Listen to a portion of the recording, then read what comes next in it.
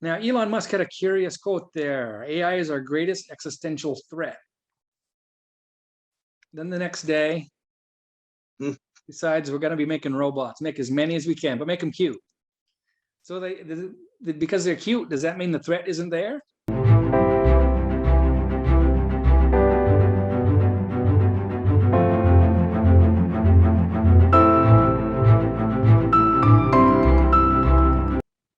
Welcome to the very first podcast of the AI India community. My name is Dr Tamanna and I will take you through today's session. For those of you who are new here, AI India is a community of 35,000 plus AI enthusiasts and machine learning practitioners. Our motto is to make AI resources and education easily accessible for everyone. Today's discussion, as you can see in the title, is based around the significance of ethics in the world of artificial intelligence. We have with us today Dr. Tamanna Khosla, Dr. Jason Maroon, and Dr. Daniel Smith, who will tell us more about this field and answer some questions accessible to. Discussion is based around the significance of ethics in this world of artificial intelligence. We need ethical practices in the AI world for a safer tomorrow. AI systems must follow human qualities like transparency, accountability, individual rights, privacy, respect, and non-manipulation. On December 6, 4 community groups in Asia joined Mr. Andrew NG for a group discussion event on AI and ethics. Mr. Andrew started it with an interactive session and then divided everybody into groups. He asked them to come up with 3 actionable ethics statements based on the topic they were given, like transparency, fairness, privacy, and security. To go see the results for yourself. But everyone was blown away by how thoughtful and insightful all the 4 groups were throughout the event and how much depth they went into for suggesting the reforms. In the past, we have seen multiple occasions that highlighted the need for some solid principles to be laid down in the AI work. Just like when Amazon's recruitment AI was biased against women. The engineers building the program had used resumes from the last 10-year period, which were predominantly male. Now, when you go back to look at the historical data of the past and look at the successful candidates, you feed them to the algorithm. And with that data, the algorithm starts predicting and starts working. So if you look at the similarities and if you look at the past successful candidates, there were some common traits that they forgot to think about or they did not consider. It was that most of the successful candidates were male and white. This is why Amazon's AI algorithm was biased against women. There are so many such events that take place so often. So high. Like I said, and I would first like to introduce you to Dr. Tamanna Khosla, who has been actively doing some amazing work in this field. She is the director of the Pranja Initiative, something she's going to talk about very soon. And she's an author of leading political theory books and also has a PhD in politics from JNU. Ma'am, we're so thrilled to have you with us here today. And I'm so excited to ask you the questions we have planned. Thank you so much, Jagrati. Okay, so ma'am, are you ready? Can we begin? Yes, of course. Most welcome. Okay, so ma'am, why don't you just start off by introducing us to what exactly is ethical AI and why is it important today according to you? Now, ethical AI is, before that, I would like to start with what is ethics. Ethics is basically morality, in principle, when we do the right thing and, for the right people and for the right reasons, it's called ethics. So now, earlier we had from Plato to Aristotle to Hegel to Marx, everybody has spoken about ethics. What ethics for the world should be, and what, for example, Marx talked about world revolution, how workers things should be ethical for workers. Now in the present century, we have because of the new technology, everything has positives and negatives. So while AI would have positives, a lot of positives, but it also has a lot of negatives. So what now people are thinking is that, because there are cases where, as Jagruti was, you were also talking about, like how in negative, women being neglected and all that, in these things. So the ethical part came into picture, where people realize that, AI needs to be ethical. How should we do that? So yeah, that's the whole thing.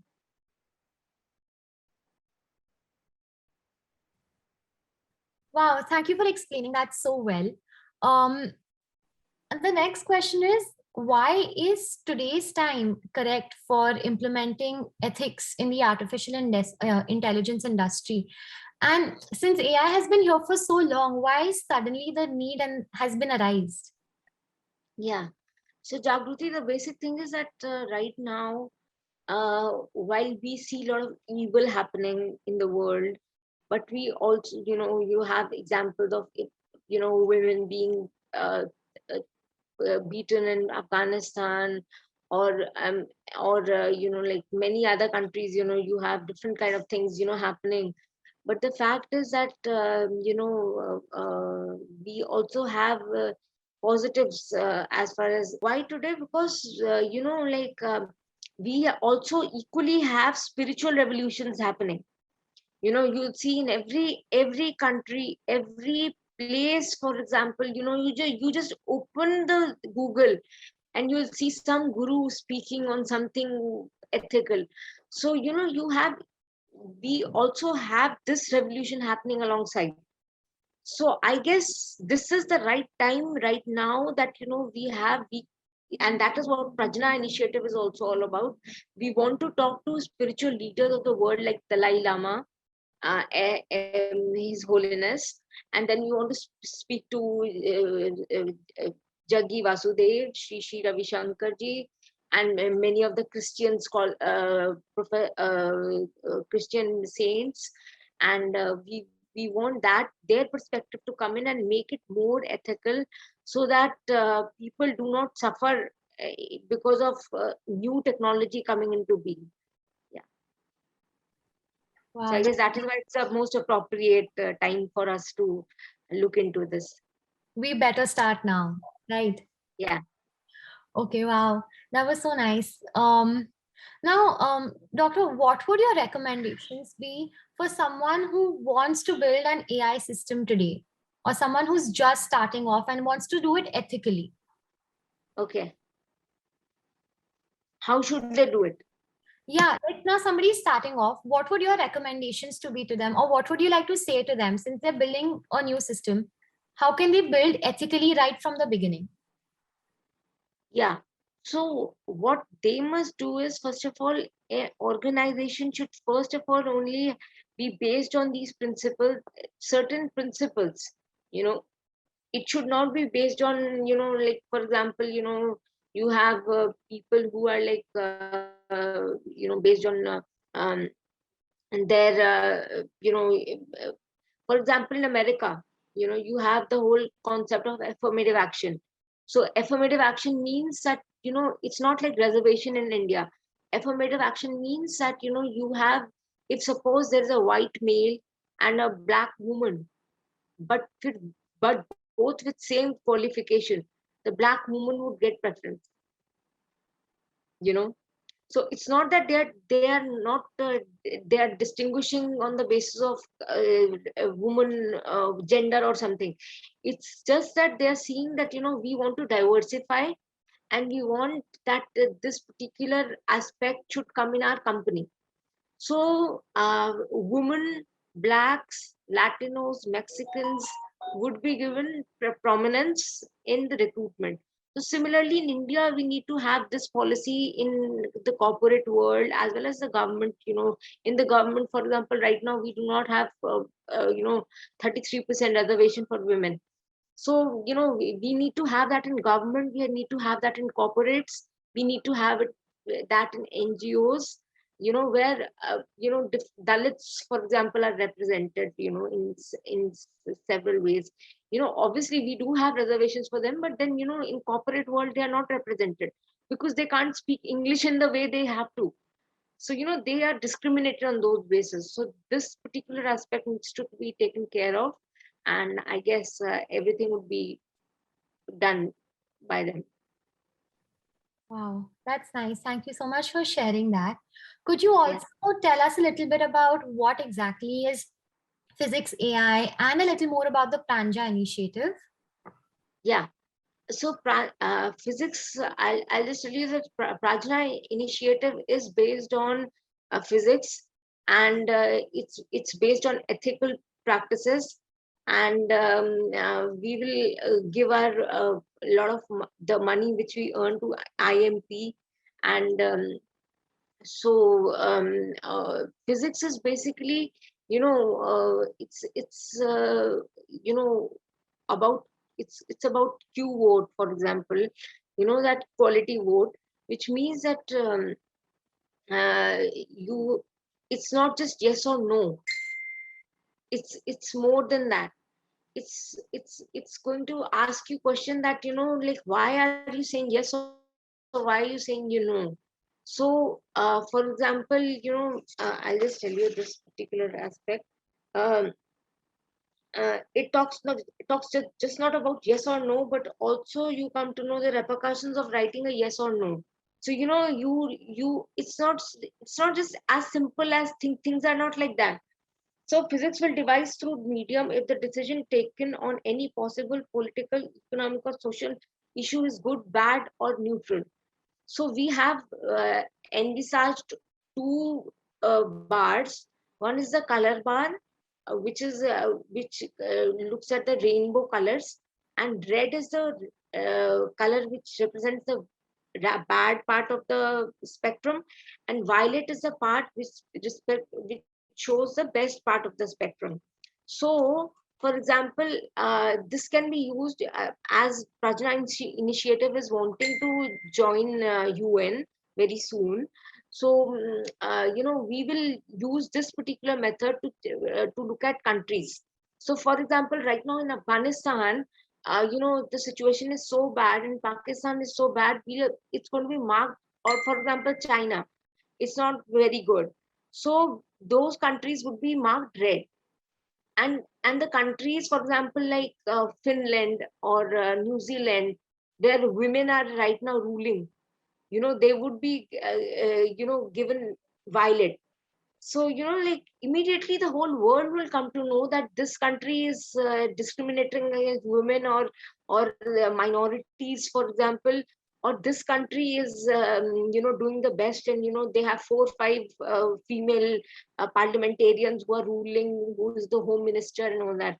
So immediately the world will come to know, and those countries would be in the picture. So so nobody can neglect our physics. They have to take care of this particular aspect. And um, and um, and what is just a second. And yeah, so we have another scale, which is the gray scale. The gray scale has a different function. It is used to spot what the user think is true or false about any information, survey, etc. So this is another. So it's just about true and false. So you will immediately, the person would come to know that this particular issue is in the black, so it's right. In the gray, it's wrong. So like this is the whole thing about physics. Yeah. Wow, I really like the initiative, ma'am. Today, we also have with us Dr. Jason Maroon, an astrophysicist at the American Museum of Natural History. His research focuses on computational modeling of astrophysical phenomena that are too complex for pen and paper theory. Now, Dr. Jason, what would you want to say about artificial intelligence and the importance of ethics in it? Is anybody wondering, when will it happen that computers will become as fast as a brain? The plot is the progress at the speed of the world's fastest supercomputer. The answer is, right now, it has just happened that supercomputers have become as fast as the brain. Also, that blue point there, that's the supercomputer on your wrist, your iWatch, which is as fast as a supercomputer from 1995. You can have a supercomputer on your wrist, not as big as your brain, but you can be wirelessly attached to a supercomputer brain, which is somewhere else. How do supercomputers get fast? Page down to the next one. Supercomputers get fast by next down to the plot with the clock speed. The way that supercomputers get fast is they improve their clock speed. But around 1995, clock speed stopped advancing. It's a plot of clock speed. Engineers gave up on clock speed, and so they turned to parallelization. The total speed of a computer is its clock speed times its parallelization. And for the brain, we can draw similar analogs. A brain also has a clock, and a brain has a degree of parallelization. Now we can highlight the differences between a brain and a supercomputer. Not only are they programmed different, but the hardware is different. You need them both. You need the algorithmic style of classical computers, and you need the algorithmic style of AI. And you have to find a way to unify them.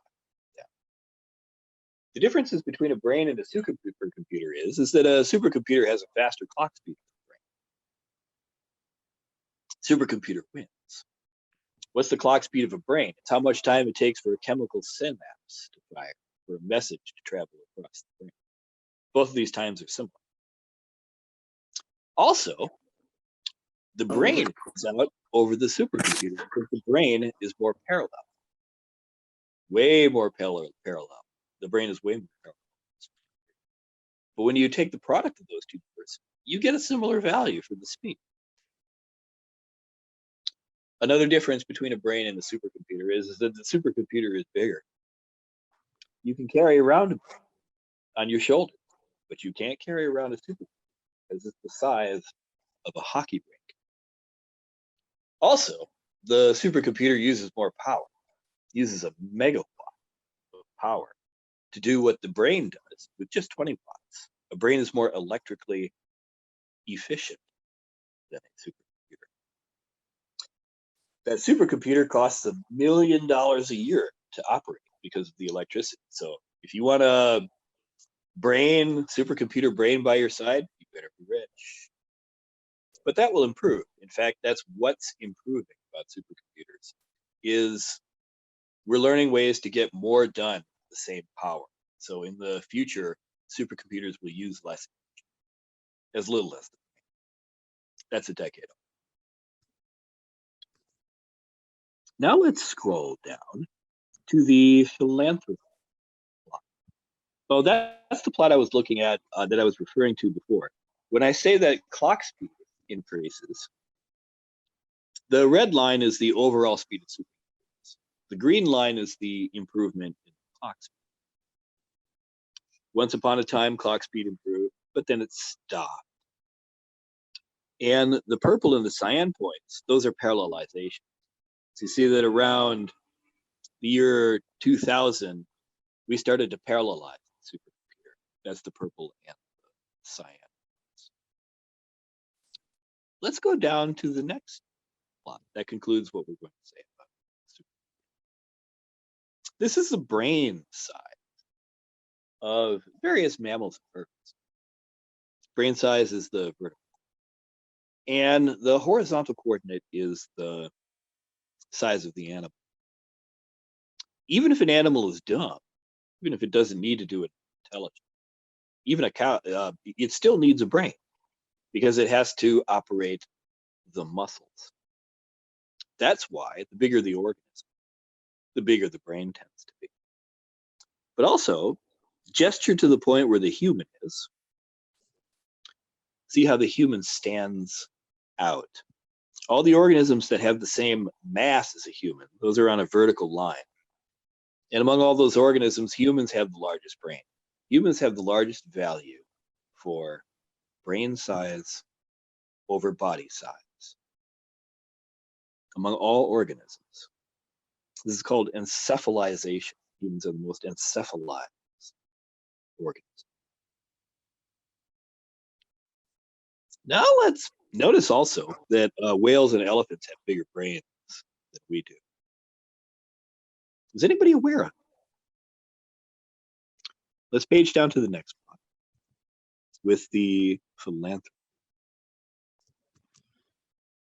Because it's a little bit farther down. There you go.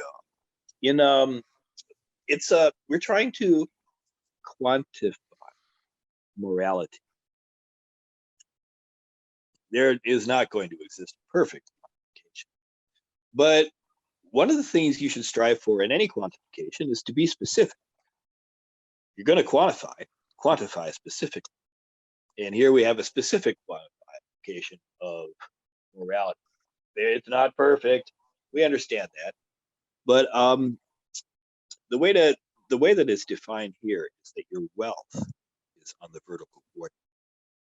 And the amount of philanthropic gifts that you have given is on the horizontal coordinate. Where do you want to be on this plot? Does anybody recognize the names, by the way? There's a famous Indian philanthropist, I believe, on that plot somewhere. Can you find him? You want to be in the lower right-hand corner. That is the moral corner. And the immoral corner is in the upper left hand. Though that is the Scrooge corner. People who have it and don't give it away. Who's the most moral person on this plot? Not the one with the most wealth, but the one who gave the greatest fraction of his. There we go, Mr. Feeney. So I like to call this the Feeney. Let's scroll down to the next plot. Arrow theorem. Thank you. The colorful sliders that Supra has made enable the user to give detailed opinions that are both multi-dimensional. He can rank a lot of people at the same time, all on one beautiful, colorful screen. And he can also rank each person with fine detail anywhere on the rainbow spectrum. It's a rankings engine. It's a ranked choice engine. It's a little bit more than a ranked choice engine because a ranked choice engine is discrete.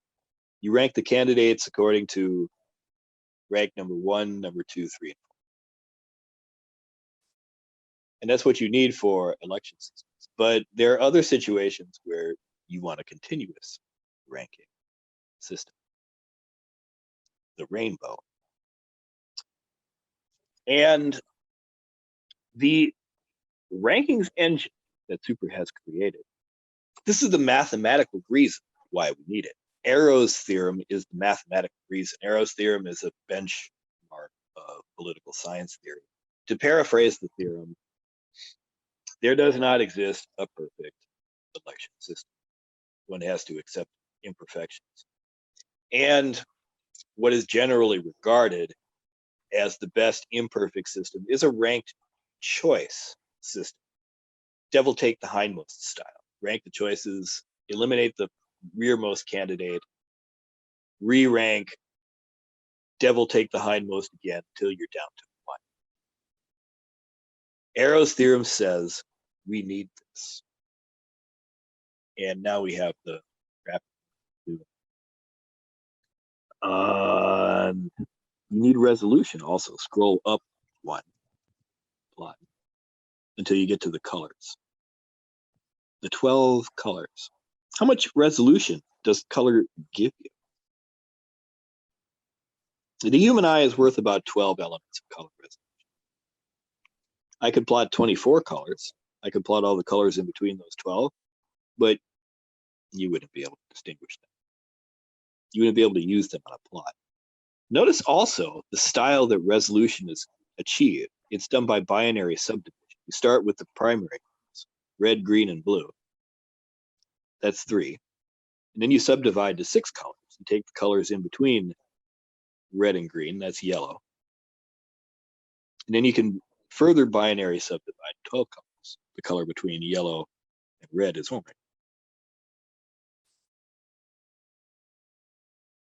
And that concludes everything that I wanted to say.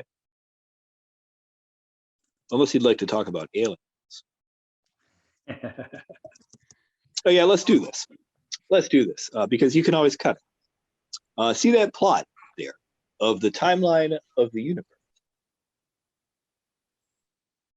I kept it as simple as possible.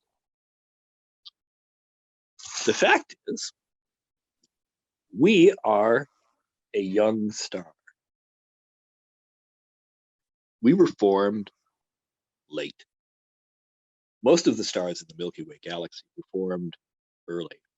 Most of the stars are older than ours.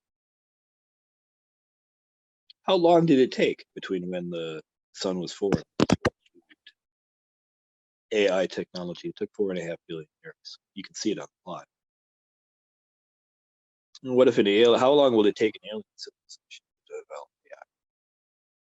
More or less. But you could suppose somebody. And if they did, chances are they have a head start on us by billions of years. The timeline says so. Also, you could ask, could they get here? They're far away. And the answer is yes. They would be able to make a fusion drive, even we can make a fusion drive, that can move at 1/10 the speed of light. And with this, they can cross the galaxy in 1 million years. If an alien civilization appeared with AI technology, then the first thing they might do is construct 1 million robot chips and go and visit all the stars in the galaxy. And 1 million years later, they'd be everywhere. Why aren't they here? Is anybody baffled by this? I am. Scroll down. Who knows what the aliens are thinking? Our best guesses are prime directive. Maybe there's a prime directive. About the only thing we can say for sure is that there is no such thing as a doomsday machine, which appeared in an episode of Star Trek. In that episode, there was mean aliens, and they created the doomsday machine and sent it out to destroy all life it found in the galaxy. If this had happened, we wouldn't be here. So that's one of the few things we can say for sure about the aliens, that they didn't make a doomsday machine. In fact, they may be watching us. A hyper-intelligent AI alien broadcasting Game of Thrones to the galactic streaming network because they love it. And we would never know. And it's reasonable. It's reasonable to suppose that an alien civilization occurred somewhere else in the galaxy. And it's reasonable to suppose that they could be here. There's enough time.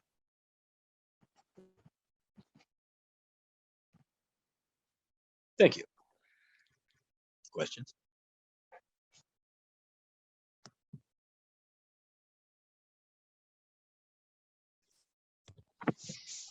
That was a really, really, really cool presentation. I'm still a little shocked about a couple of things that I saw on that screen, but I certainly have one question for you.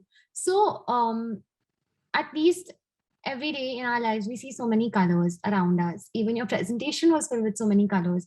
But what drove you to incorporate them into your ranking system? Because I found that the most interesting part. Colors that matched up.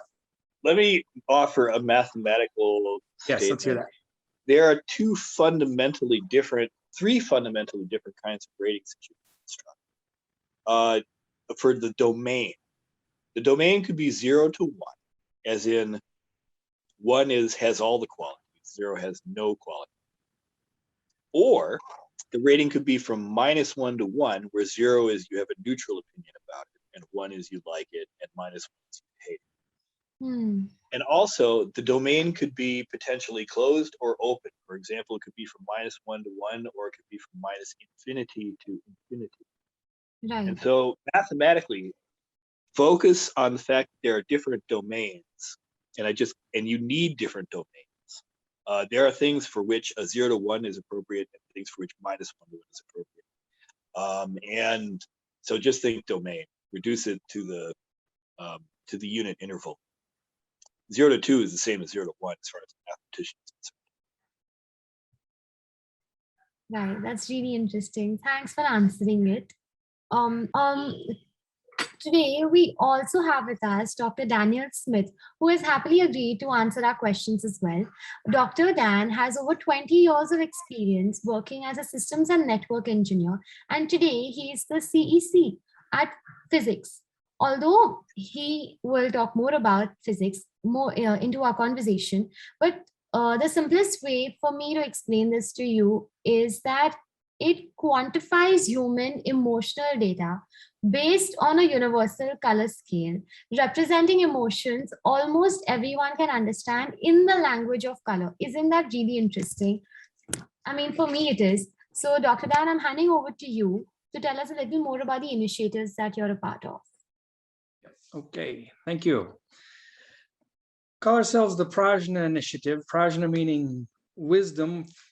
And what this is a way for computers to interpret our emotions in a unique way. In the history of recording thoughts and ideas, we've got cave art from a long time ago. We've tried to formalize it into a system. And the I Ching is a way, and some of the numerology and horoscopes, those are all ideas to try to predict the future. Essentially, we want to know what decisions to make, what should we do, which way should we go, who should do what. These are all problems everyone has throughout history, and finding a way to make the best decisions is the most valuable thing we could have. Leibniz started on what he called characteristica universalis, trying to imagine instead of words but figures and shapes to represent the ideas. Ben Goertzel, he's famous in the AI world here. He called it Uri physics. And this is just a couple of the diagrams, but what he was talking about was something that was representative of physics, of the world as we know it, and a reference point to that, so that a computer would have sort of a framework of thought, so it would make the associations that we make. Big tech, when in trying to figure out what we think, what we like, what we don't like, trying to codify what we like, our preferences, and they come up with a few ideas. Twitter is very basic. Do you love it or not? Thumbs up, thumbs down for YouTube. Amazon, lots of places use the 5-star rating. LinkedIn, they go a little bit further with different icons. Facebook has these standard ones. And what they're all getting at is just a way to find out what we think. Now, Elon Musk had a curious quote there. AI is our greatest existential threat. Then the next day, besides, we're going to be making robots, make as many as we can, but make them cute. So because they're cute, does that mean the threat isn't there? So what we bring is physics. Thoughtware. That's what we need to install in AI. And it's based on just the patterns of nature. And it's a graphical way to represent thought. Small, medium, large, using the pictures. Small, medium, large. And that's an idea. A better idea is a big idea, a medium idea, a small idea. Everything is in terms of differential.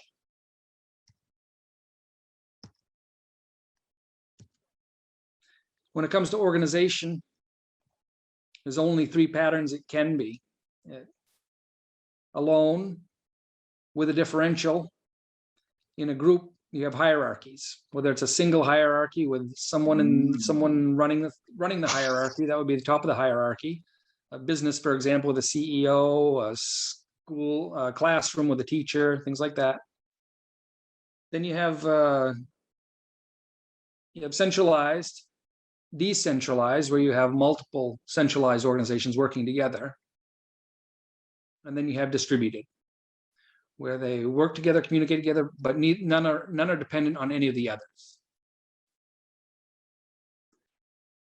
So from a single unit, person, place, or thing or idea to multiple, where one is bigger or better than the other, or they're the same. And then you have the organizations. So these are the minimum characters, the minimum units that are possible. So some examples from the atomic level. For a hierarchy, you have a nucleus and the electrons. DNS, you have the root zone, and then everything forms from that. In the solar system, you get the sun in the middle. These all are just, this is an abstraction of these patterns here. When there's a differential, is the client, server, peer, and that's it. It can't be anything else. If you're in a network, you're one or the other, and that's it. The decentralized, you have something like the neurons, form patterns like that, flight paths, galaxies. These are all examples of a decentralized network. And distributed, for example, a gas, that is more of a random, but that's the symbol that would be used for those kinds of organizations. Blockchain, where the data is distributed amongst all, a shared database amongst all. Birds fly and something like that.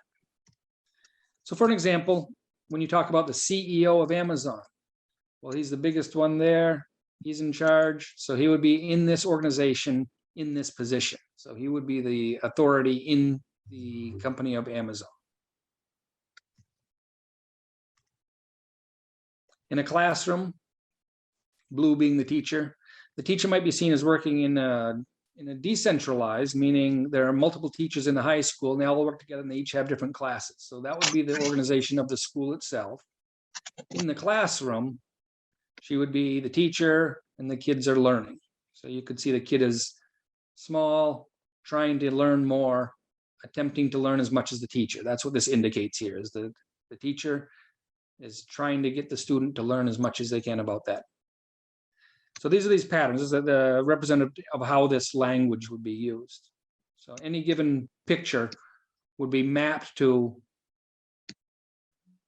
these patterns. For the dolphins, they hang around together. From what I understand, they do have some hierarchy, but not as pronounced. And right down at the atomic level, we see those same patterns. Now, these are what we'd spend time with developing. Whoever we end up working with here on a permanent basis, we go through all these patterns, what they mean. They're fractal in nature. These are the life cycles. A pair of people can operate as the hierarchy. This could be two CEOs working together, or a family, parents with their children, something like that. These would be these different patterns. Fractal in nature. This could be two armies battling, a bigger army against a smaller army.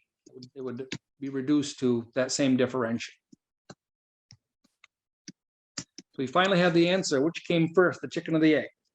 Huh. Just depends which one you pick. The shapes, the geometric shapes, represent the paradigms or domains of power there. You have mental, mind, what you think. And interestingly, this is the only subjective part. The rest can be objectively measured. The voice, how loud was it? How long did they talk? What were the tones? All these things. Money, how much was spent? How much was lost? Those things are all objective. The body, that can be measured both objective and subjectively. The body is how much energy was used, or subjectively, how does that feel? Does it hurt? Does it feel good? All those are subjective. But the rest of it is physics. How much energy was used? Which direction? Everything can be measured against entropy, except how you feel about it. And that's where we come in. The pentagon is chemical or mechanical energy. Nuclear is the hexagon. Interplanetary, when you get into space. Interstellar, between stars. Galactic, the next galaxy. And universal, well, that's all we know. There might be another universe. Can't prove it. So there's a subjective measure. Negative to positive, neutral in the middle. Worst to best. So it includes every opinion, every experience can be measured with this metric. This is an example of a way to record it. No, yes, I don't know. Quantivote is what we call it. Let me hide this here. The problem normal voting is when it's close, you don't know exactly what's going on. Why do they say no? Why do they say yes? The amount of enthusiasm isn't there. How many people are right in the middle that just could have gone either way, but maybe they saw something that, oh yeah, maybe that sounds good to me. Maybe it doesn't. It's right on that edge of decisions are made, and there's no way of knowing how close it is to one way or the other using this system. It's just a very low resolution vote. And that's where we bring in the spectrum. That includes the I don't know vote, which means if you don't know the answer, then that means it wasn't explained properly. Not in a way that gives you an idea of what action to take, at least. And that's important information.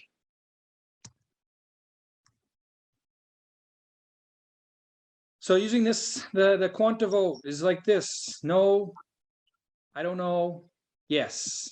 That's the basics. As an example, we've got a shark, got a monkey, and we got a baby that'll eat anything. So sharks don't like bananas. Monkey is fine with a green banana. Baby loves all bananas. Shark still doesn't like this banana. Monkey likes it. Kid doesn't like it as much.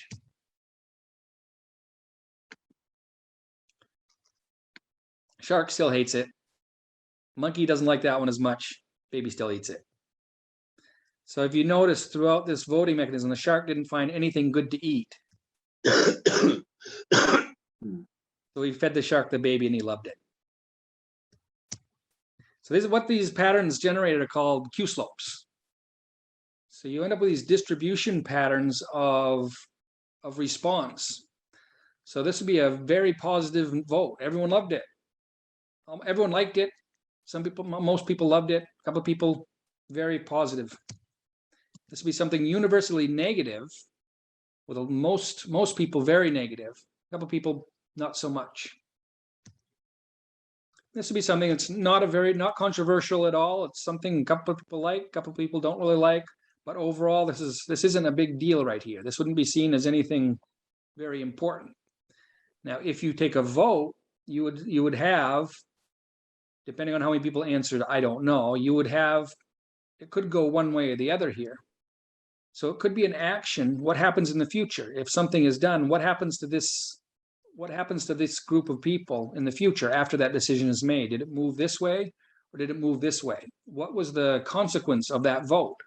That can be measured now. You can see the tide of public opinion can be seen moving to the warmer or cooler colors.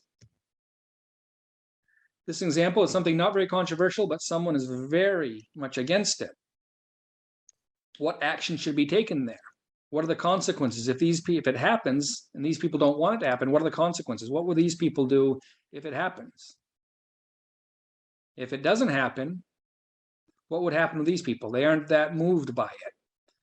So maybe what's the right vote here? Maybe that's the right vote. No.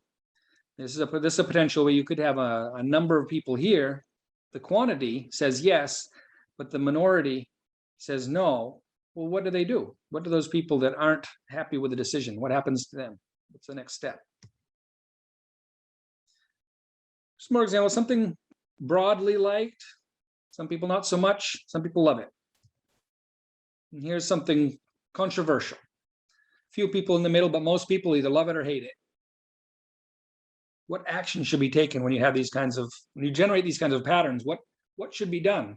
If it's something minor, like what do we have for dinner?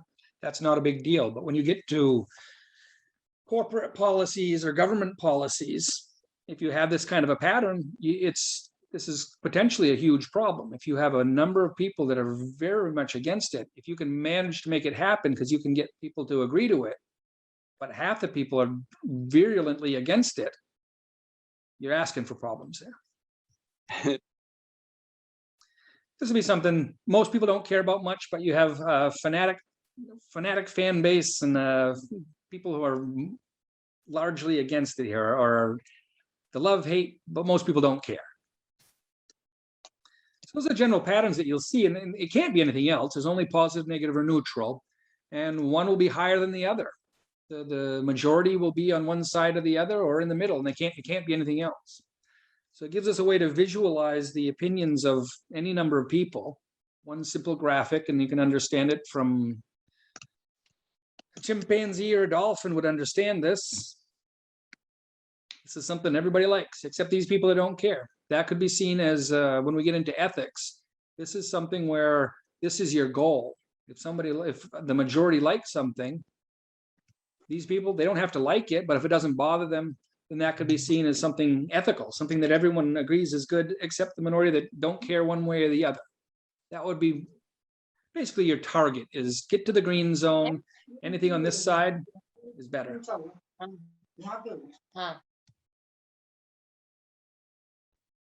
Now, those are subjective emotions. When you come down to truth, what's true on the internet? That's a huge problem. There's no way to know when you see something. How do you know whether it's true or not? And that's sometimes really hard to tell.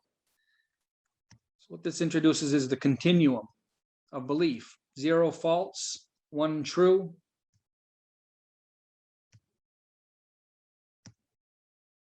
Same patterns: false, true, I don't know. Those same patterns. This is something that everyone believes is almost definitely true. Most people believe, yes, it's true. False. Not so sure. This could be seen as a gradation of credibility. What value of truth or falsity it has. Here's something nobody really knows. These people know it's false. Most people don't care. Here's a broad range. And here again, if you get into something that's controversial, this is common now. You have something that says, no, it's true, no, it's false. And it could be something important. How do you get past these situations?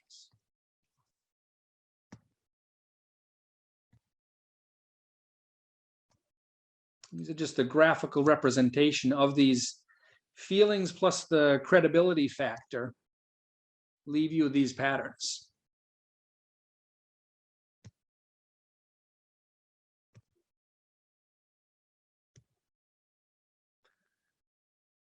So the happy medium, Zentropy, I call it.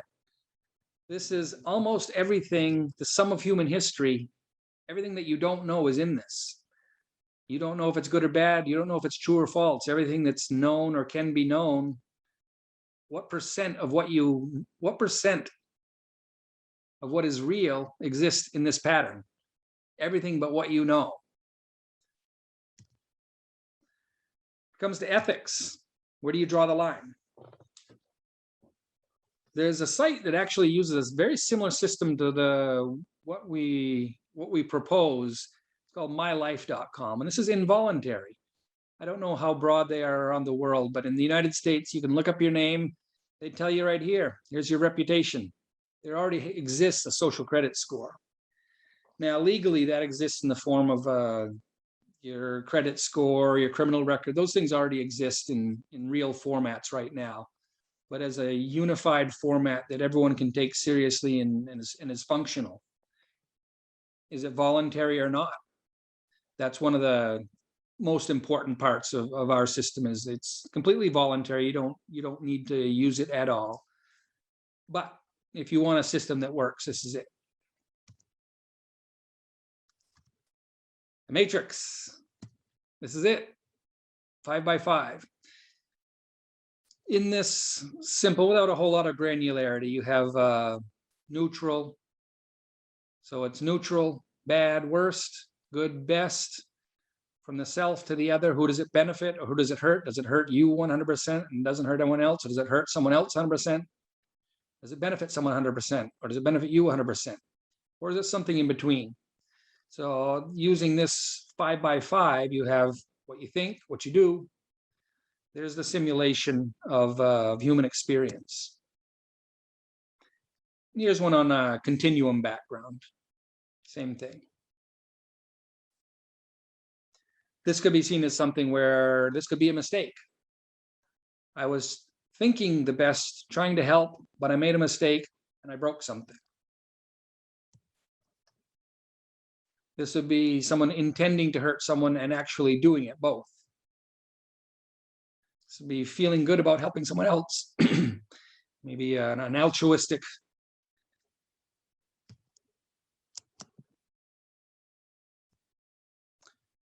So be feeling bad about helping someone else.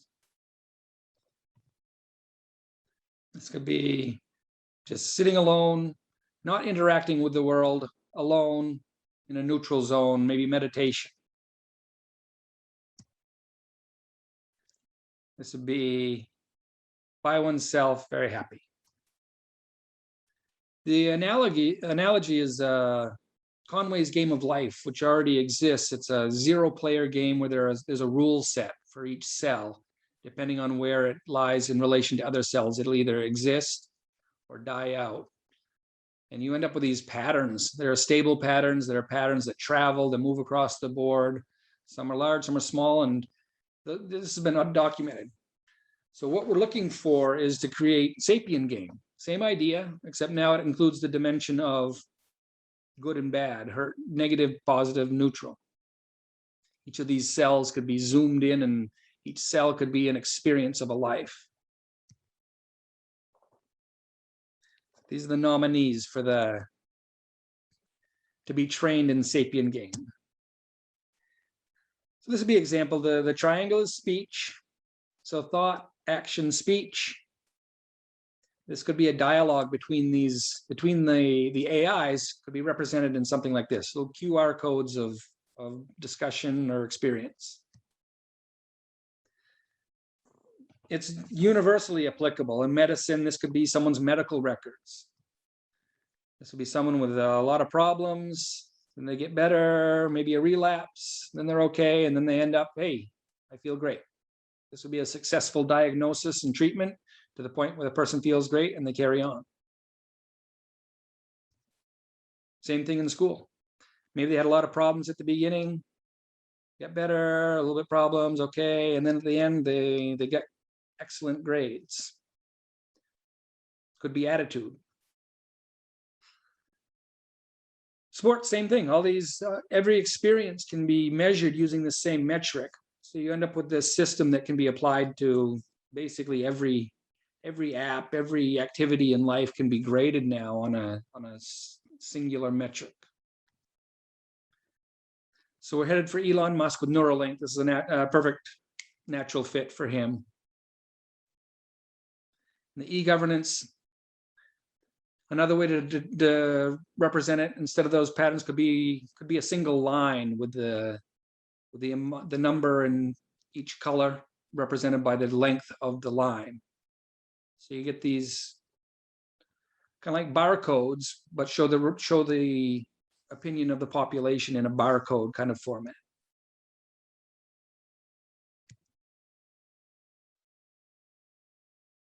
To narrow it down, once you have the opinion of the whole, how do you narrow it down to the individual?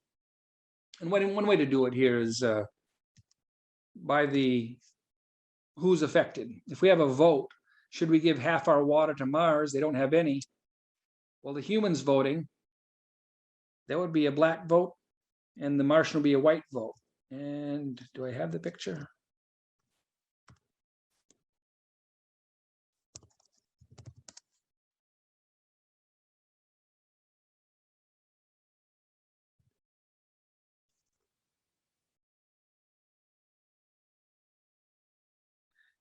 That would be a representation of the human vote versus the Martian vote.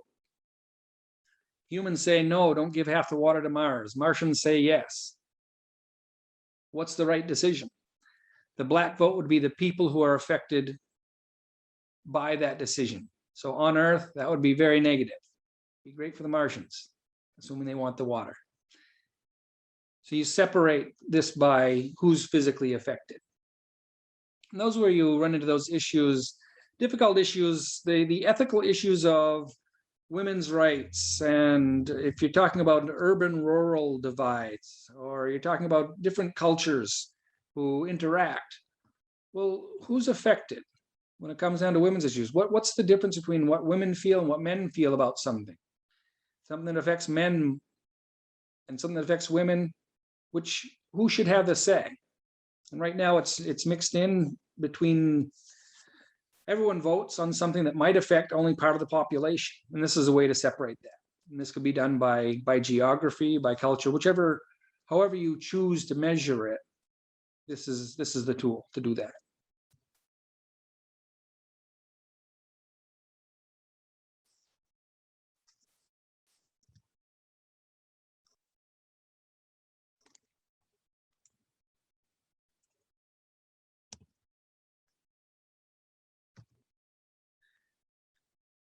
So what you see is simply a way to measure progress. Do things get better over time or worse over time? This would be the patterns that we'd want AI to find, is what generates these patterns here. What decisions made led to this? What decisions made led to this? Things getting worse.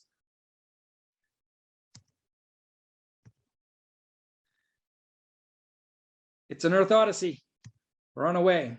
So what we're doing, we're introducing the Olympics, which is just the Olympics of thought. What are the best ideas? What are the patterns that generate, what are the ideas that generate these positive patterns? And at the peak of it, what we want is an internet where we can record this. You end up with a way to, a metric for quality of product. If you're a company, what kind of Q slopes do you generate? Do you generate something positive or something negative? And do you repair those problems? If someone has a problem with what you sold them, do you fix it? Do you send them a new one? All these things can be recorded, and you end up with these reputation scores for not only individuals, but corporations. So you have something for people to look at to judge whether they want to do business with that company or not. What's their track record? With a timestamp, you end up with this relative score of age to quality of interaction.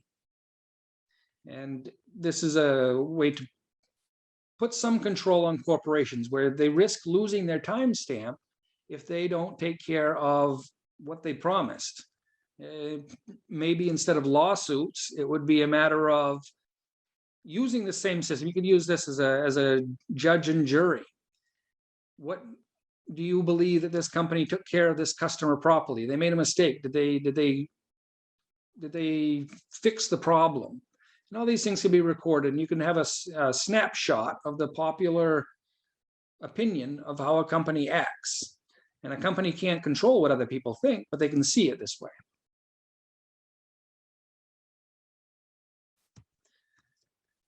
The future here, this is using this system. This opens up all sorts of sci-fi opportunities. If anyone knows Westworld, in that series, they had a supercomputer. They kind of kept track of the disturbances in the world and what was going on. And now those are visualized. This could be seen as a lot of strife and problems here. Maybe this is something with a couple little problems. This would be seen as something very peaceful. Everyone's okay here, and maybe a little bit controversial here. So you have the tools now to develop this kind of a sci-fi machine. In a practical model, Zooms, we could take a vote right now. What do you think about this idea? You would see these patterns of dissent and consent. YouTube, you'd be able to highlight parts of the video. This is a really good part of the video. Good part. I didn't like this part. You could highlight these parts in, perhaps send a link to someone and it highlights, hey, watch these couple of minutes here. It might be a 10-hour video, but you will really like these 3 minutes here. Watch this, a way to highlight this. This is where AI comes in. It can see the distribution patterns of what is quality, what's the highest quality YouTube video. Now there's a metric, besides just how many people watched it, how many thumbs up. They have these metrics. 207,000 people liked it, 15,000 people didn't like it. Does that mean, what kind of video is that? Well, a little bit of both. Now you have higher granularity to it. Just for an example, different ways it can be distributed. These all say exactly the same thing in different formats. Condensed into a little person, in a circular format, something like this. There's the QR codes, the differentials, or in a linear format. So here's our history. Got our tools, then we got nuclear tools. At this point, we're headed for Mars. We've got something heading to the galaxy. This is how we organize ourselves. Right now, we have an internet where different countries, different groups, they all connect and can talk to each other. But there's problems with that. And we're all seeing it where we don't, it's hard to know what's credible information on the internet. What should we worry about? Is climate change the most dangerous thing? Is COVID? All these social problems. Part of the reason is we don't know what's true, and it's hard to know who's the right person to talk to. And if this expert agrees with me, I like it. If this expert doesn't, I don't. There's no reconciliation for those things. What we do with this system is we provide a target for truth, meaning using the grayscale, news companies will have a target for make things credible, make things that everyone believes. If you present it in a way that half the people don't believe it, well, it's not news, it's propaganda. Present the raw facts in a way that everyone can use a baseline of information. So we have something that nobody thinks is false, and it can be used as a baseline for arguments when we discuss ideas. So here's our dial. We are here where we live in a very hierarchical structure. Some people are upset, some people are fine, some people are happy. We haven't taken it yet, but those distribution patterns, how are they? If we were to take a poll for the whole world, what would it look like? How many people are happy with the situation? How many people are in the middle? How many people are upset? We don't have that information yet. Proposition is, let's move towards this, where people work together. At least people are okay with it. The more, the happier, the better. But at least let's take care of the biggest problems in the world, the wars, the problems with the lack of water, electricity. Those problems now are easily solved physically. It's a matter of changing the mindset of how we operate. And this is on a global scale. Now we have a metric to measure. Which direction are we moving in? So aliens, that would be our goal of, there's your utopian goal of everybody happy all the time, living in their happy hive. So that's a long way away. We don't need to worry about that. This is our target right now. Get to the green zone, get people so they're comfortable. GPT-3, thinking in binary, can't tie its own shoes. Get physics program, we've got infinite Nobel Prizes here.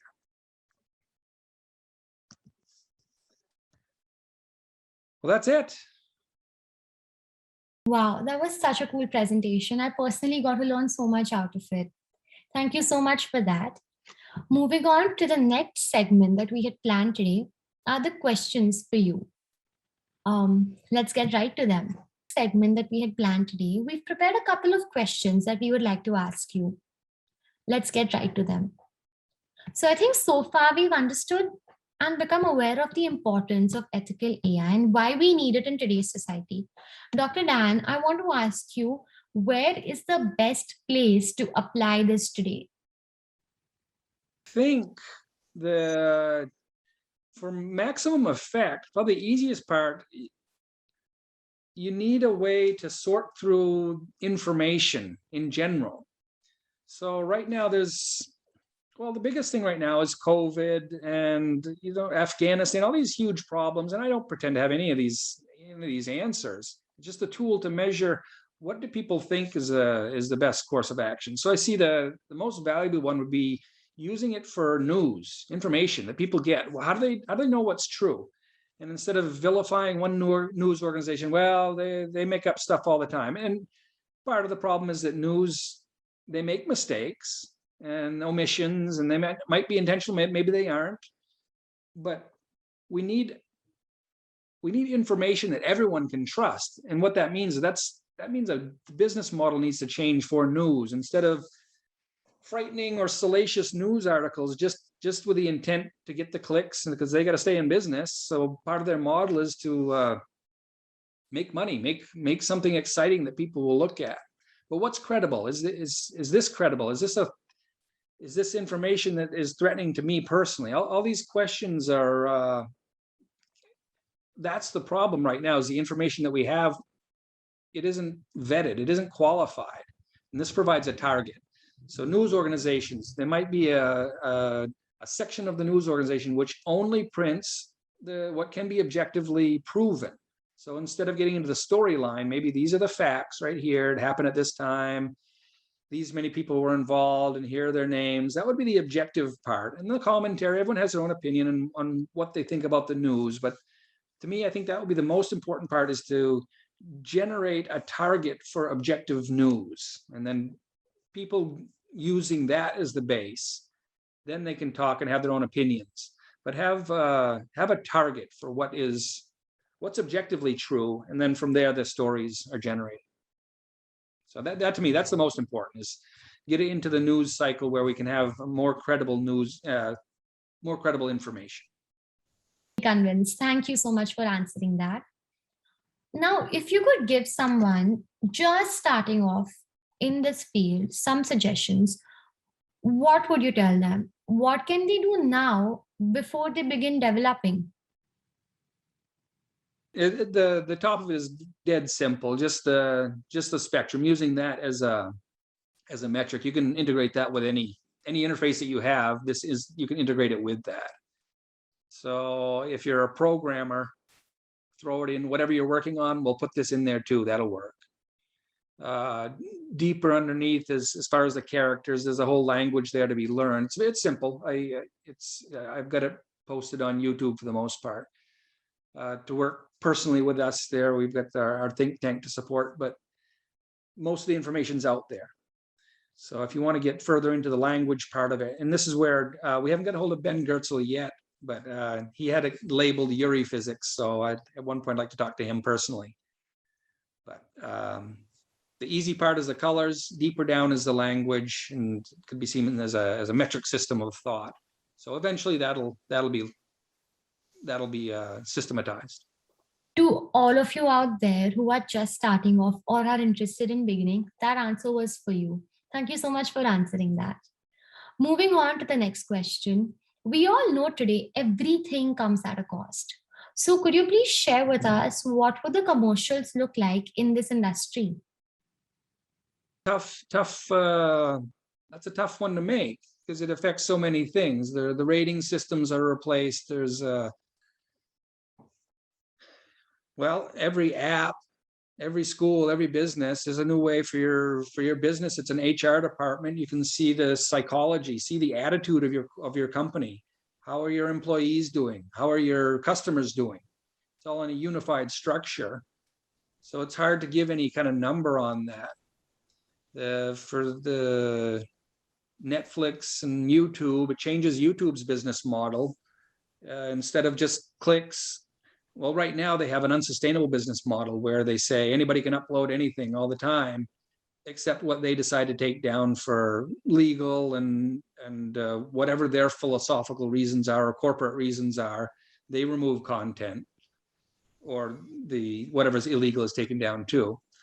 But now there's a crowdsourced metric of quality. They could perhaps say you need this higher quality, or you pay a certain amount to host the videos that you want just between your friends and family that nobody else cares about.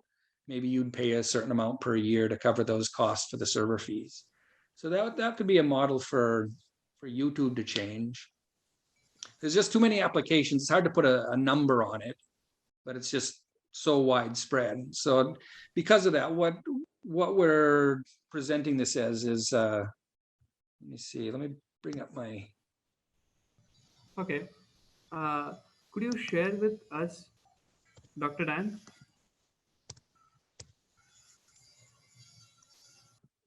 this is our, this is the physics perpetual license and ideological money pump. This is where, because it's so widespread, there'll be so much money generated from it, so many applications. What we're doing is we're putting out with an ethical license of This looks awesome. 10%. 10% of increased profits or efficiencies attributed to the use shall be collected by our think tank, and we'll spend all that money will be spent in public. The implicit intent to solve the most urgent problems facing humanity at the minimum cultural, economic, and ecological cost.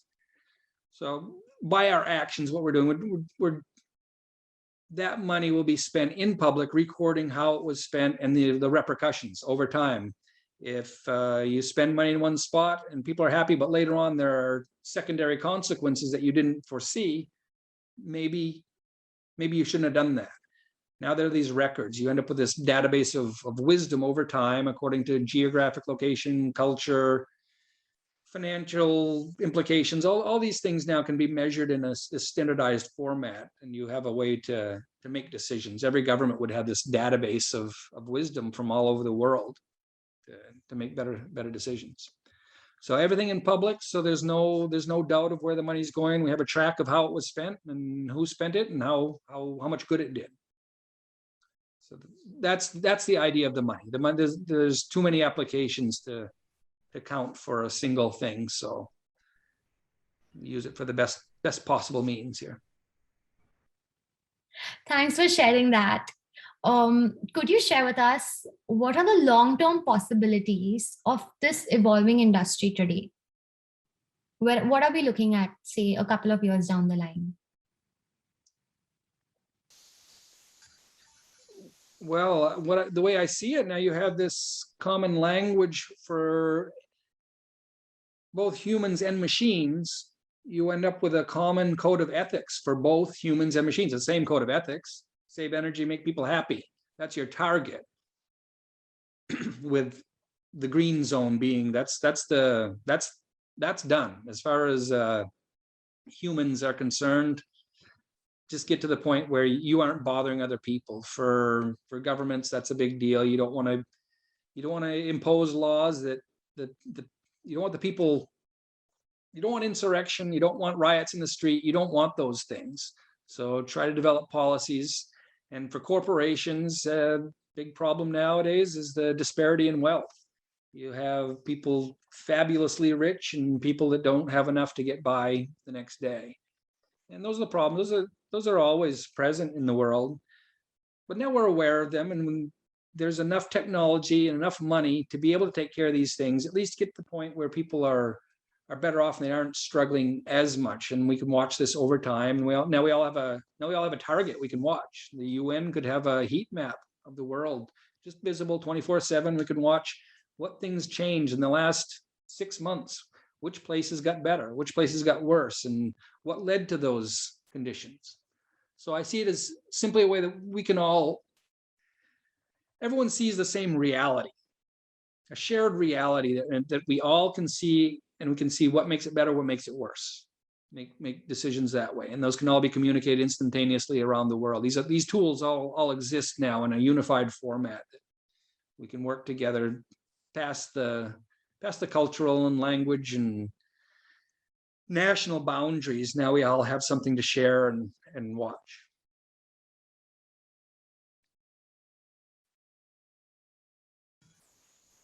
This is the last question. How many Nobel Prizes do you think this will generate?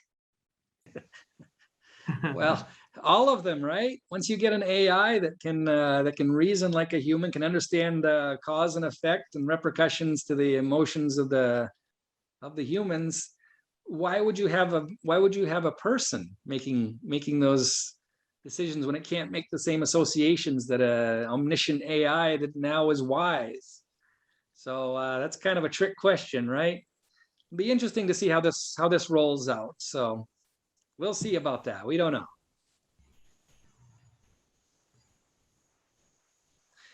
just right now we're still under the radar here. We've got all the preparation ready. We're starting to contact governments and schools with this. So anyone that's looking to work with us, we do have a little bit of overhead fees, and the money hasn't started flowing yet. But please contact us at info@projectinitiative.org. That's our contact information if you'd like to work with us directly. And that's all. Thank Sure. you. Much everybody for answering our questions and sharing with us this important knowledge about this industry and making us understand why ethical artificial intelligence is very important today and telling us how to go about it as well. And thank you to, I'll record it once more. And I just wanted to say a big thank you to all the viewers who watched this. We really hope it could add some value to your life.